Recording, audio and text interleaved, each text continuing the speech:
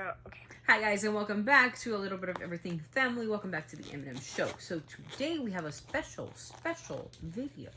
So Emmy has never seen the Sway video where Eminem actually talks about the Kamikaze interview, right? We got part one. We got a couple of parts. We're just gonna do part one today.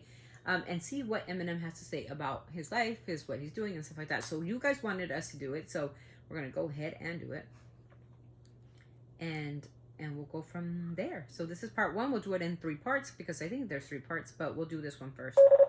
So, y'all ready to be history? All right, hey, there we go. We're out of here. All right, there you go. That's it. Sway, so before we get started, will you please sign this? Oh, shit. Damn. Wow. Wow. Look at how, you look like a kid. You're a kid there. Damn, man, I was a baby, bro. Crazy. That's our teenage years. Y'all didn't know I had bars once upon a time, huh? Man, you want me to say Marshall? You want me to say? Yes, please. Okay. That's M-A-R. That's H-A-L-L. Mm-hmm. Yeah, there you go. Look Hell at that. yeah. And I signed a vinyl for him, man. Look at that, man. Look at incredible. Look Yo, at your signature's so much better than mine. Thanks, man. Yeah, no problem, man. Man, you threw me off with that. Fucked up your whole shit. Not really. Just impressed that you dug that deep in the crates, man. I didn't know you. I'm always digging in the crates. That's good to know, man. That's good to know. If you want to use any lyrics from any of those songs on that vinyl, But I was gonna ask you when the cameras are off. There's a couple bars that I wish I could have. Yeah, that's cool, man. Go ahead, man. What's mine is yours, man. If it make your shit tighter, you know. Let's speak on bars, though. Here we are. Kamikaze came out. You know, you shocked the world the way you did it. What made you do it? I mean, a Revival came out December 2017. That wasn't that long ago. It's less than a year. What made you just drop it on the world the way you did? Because I feel like the way the climate is right now, if you give people enough time to, I got an album coming out in 2 months. You give people time to say, man, he better have a song like this or I ain't fucking with it. If he don't have a song like this, I ain't fucking with it. Yeah. He better not be rapping like this. He better not be rapping about this or I'm not gonna fuck with it. And when you go into an album, you go into anything with the mindset of this is gonna... You don't think he's right? Like, you know, if you give people like an advance, like, if you don't do this, you know, if you don't make fun of like small people, you know, or become the, you know, slim. I love small people. Yeah. So, you know, Small people, I'm just saying it as an example. I'm not making fun of anybody, but I'm just saying, you know, we expect so much from artists that it's true. You know, just drop it. You don't have to give people like advancements. Just drop it. If you're an artist and you're good at it, just drop it. And also on my Instagram. Suck. Sorry. About small people, there was this like baby that me and Leslie, I showed Leslie, I was like, look at this baby. And she was like, wait, that looks like a man. It was a man, and it was literally the size of a baby. Oh, wow. And she was like, I wonder how small he was when he was a baby. They're very little. I mean, I feel bad. Because I'm short, too. I'm probably a little person. I love baby. Or and I love tiny, cute people. They're so cute. Me, like, I love people because I'm a small person, too. Even if you kind of don't feel that way, you're already kind of formed your opinion in front of all your friends, and you know what I'm saying? Like, and I'm stumpy at that, like everything's all tiny and small. I'm shorter than her. Giving But them she's no 13, warning was the I'm best not thing gonna to tell you, do, I'm just 144. because it doesn't give people enough time to, you know, when the Revival track list came down the pipe. Yeah, I remember that. It was like, overwhelmingly, this shit is gonna be trash. Yeah. And that was before. Nobody really wanted to be wrong about it. Yeah. They had already formed, I'm not saying everybody, but a lot of people had already, you know, formed their opinions. So. What are you doing? Lightening my lip a little. Oh.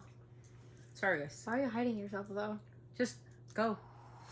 Yeah, that was interesting. Like, Revival really ran through the ringer, so to speak, before it even got off the ground.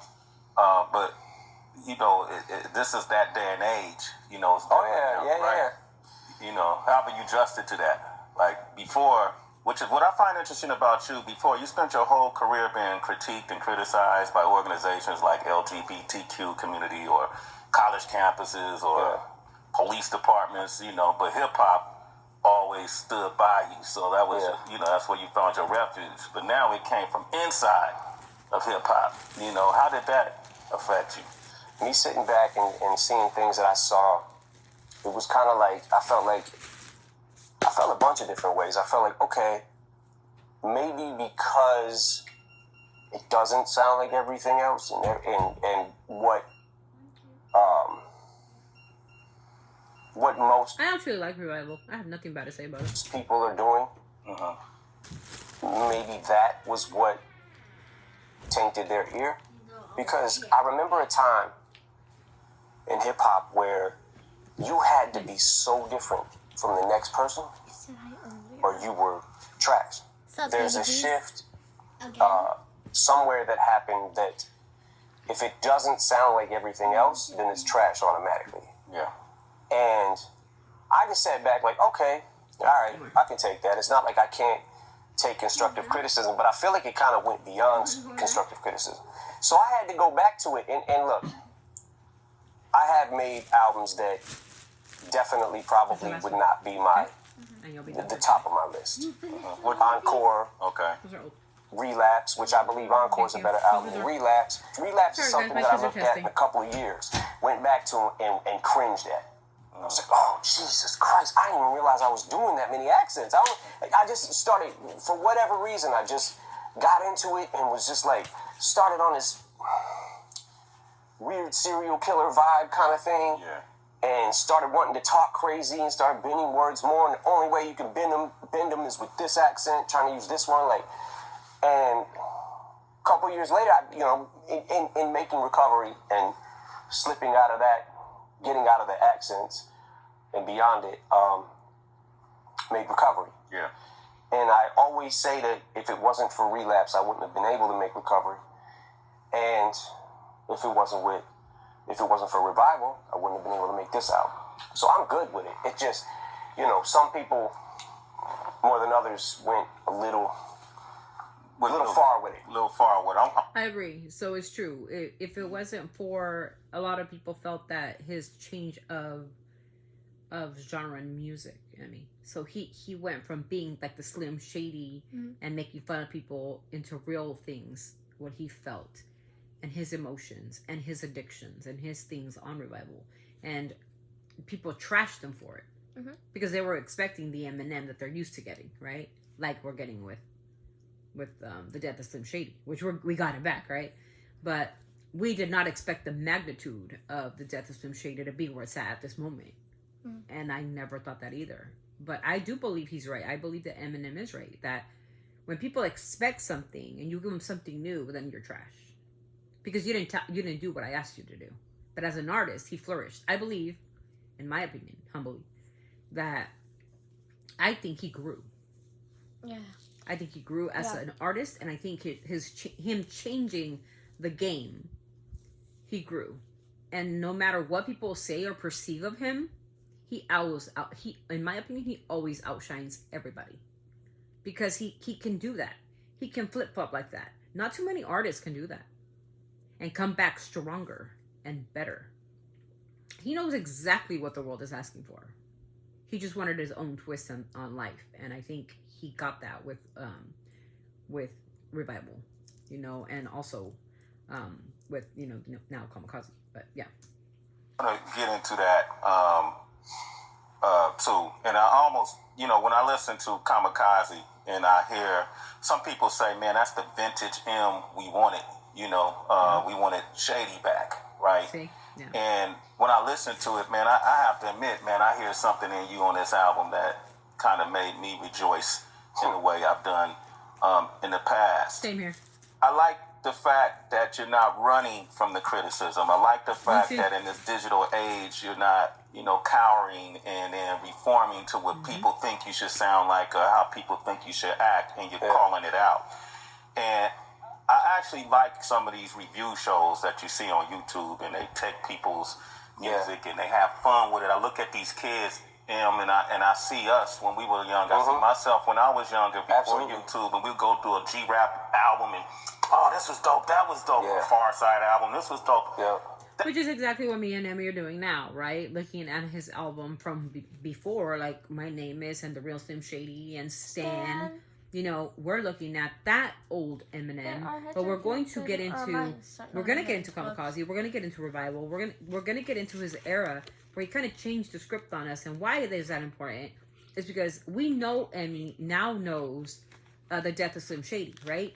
We know what Houdini is, and we know Temporary, and we know Toby, and she likes Fuel. Like, she's a big fan of the song Fuel, both the remix and the original. Also Murdergram. And Murdergram, right? The El Kuche.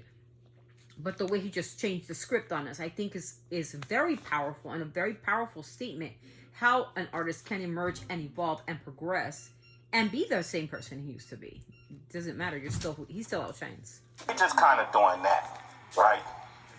And you address them. So you're that in tuned. Like in the beginning of the Ringer, when you talk about if you critique me, you know, you can make millions. If I critique you, there's nothing I really...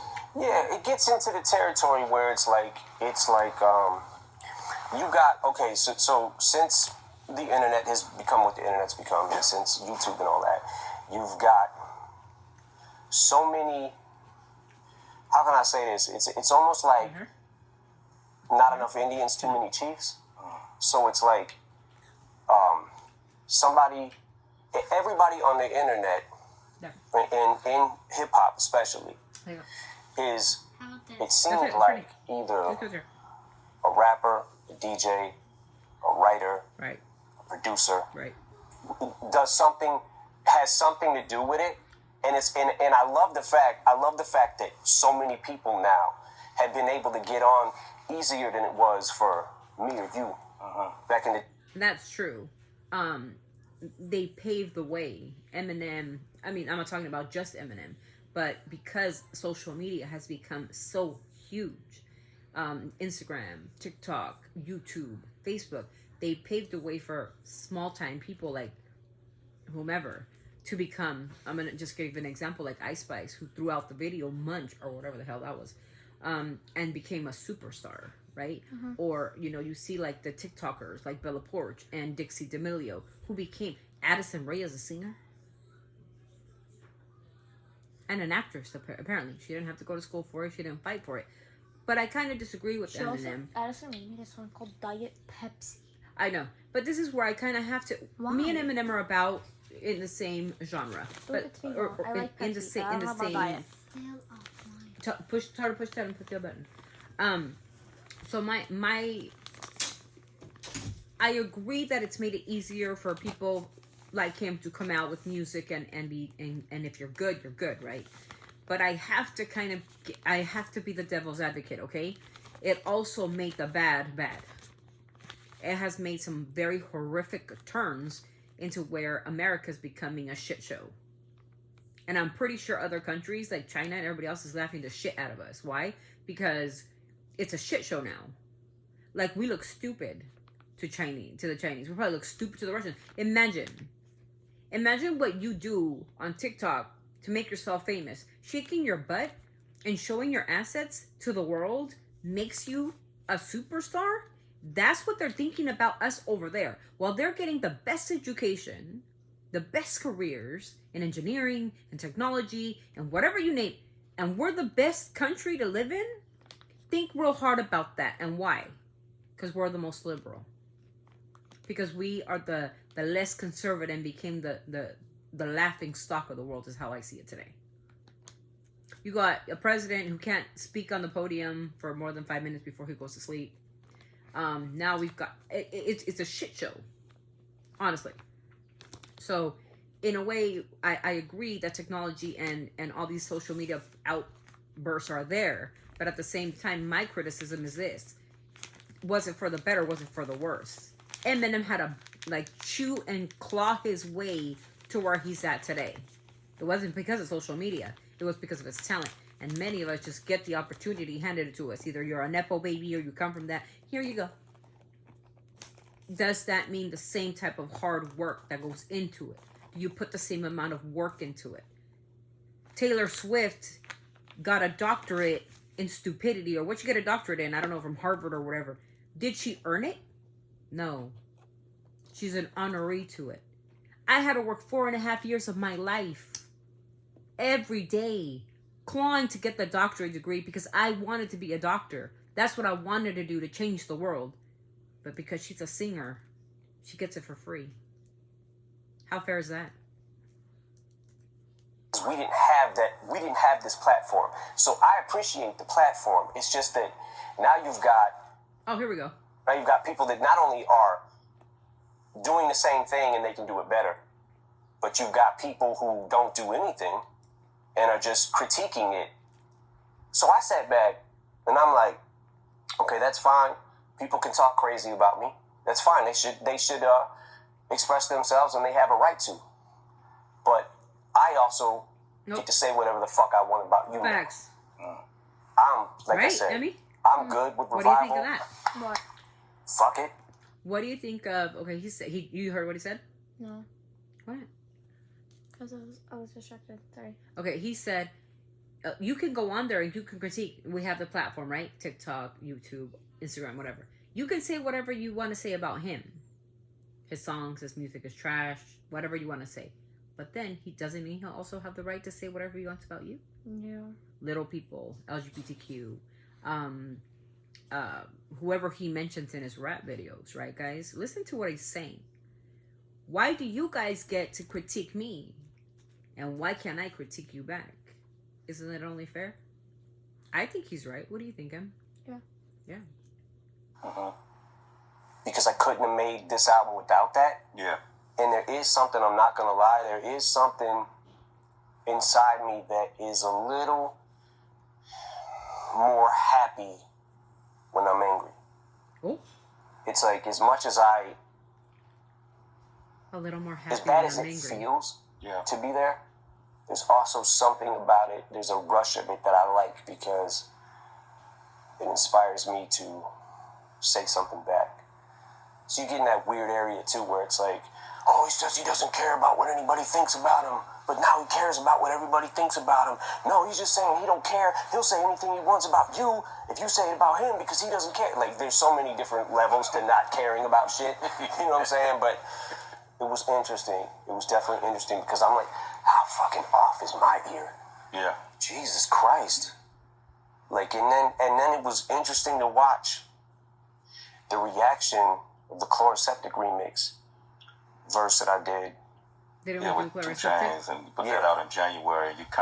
You touched on, you guys formed your opinion just from a track. And that's where I was at. Yeah. At that point in time, that's definitely where I was at. But I watched people going, oh, why wasn't this on Revival? Honestly, what if I said it was on Revival? You won't know because you didn't listen probably. Yeah. But I kind of felt like, okay, I guess this is what people might want. Because I'm always stuck in that, what the fuck do people want? Like you were saying, that the old M is back and he's too old to be the old M. He can't do, like, no matter what, when I zig, I should have zagged. No matter what. You got half and half every fucking single time. Yeah. You kind of say that. You allude to it in one of the songs where you said you set the bar so high that, at this point, everything's considered a failure. Like you're almost competing with yourself. Yeah. And that's where we'll stop the video, you guys, so we can get into the second one. So we're gonna stop it there because that's where the second part starts. So we'll stop there. He set the bar so high. How does he make it even higher? Mm-hmm. Right. So when he did The Death of Slim Shady, I think he set the bar now even higher. Who's gonna outbeat him? And I like the way he said what he said. I don't know, I mean, what do you think about what he has to say? I think he's right about a lot of things. I think in some we can kind of agree to disagree, but I feel that even if, like he said, like in Chloroseptic, right? When he says, like, even if I would have put it on Chloroseptic, you guys had your mind set already that I was going to be trash. And it wasn't trash. To me, it wasn't. So I think he's right. And I think that's just how it is. And Emmy, this for you is because we want you to understand. I think the reason why people ask you to watch this is because they want you to understand Eminem's insight. What do you feel about Eminem now? I feel like I feel like I know a lot more about him now. Yeah. That's what I feel like. I don't remember what he said. Like, in a way, when I'm angry, it makes me a little happy. Yeah. And we might, at times, when we get angry and we get angry enough, that's when we talk and we like speak out, and it makes us lash out. So it might make us feel a little happy that we're able to get angry and tell you what you need to hear, right? Mm-hmm. That goes for anybody in general, and I agree with Instead of being happy and not saying what you want to say. that. Yeah, instead of keeping quiet is what she's saying. Instead of keeping quiet and just kind of like, oh wait, you know, instead of like saying like, Mom, I don't like this and I don't like it, and I have a voice and I can speak to it, right? Mm-hmm. Instead of like being depressed and just being quiet about it, get angry about it and just lash it out. And I think that's where we're going to stop it. We'll go on to the second one in a part 2, but this is the part 1 documentary. So the Eminem X-Way part 1 for Emmy to reach out. And this is the last video of the day, you guys. Thank you so very much for watching us. Thank you so very much for supporting our channel. Don't forget to hit that subscribe button, you guys, so we can grow as a family. We appreciate you guys for being here. And, you know, just vibing with us is what we do. So anyways, thanks to you guys so much. We're always sending our love from our family to yours. Until the next video, you guys, I hope you have a fun night. Bye.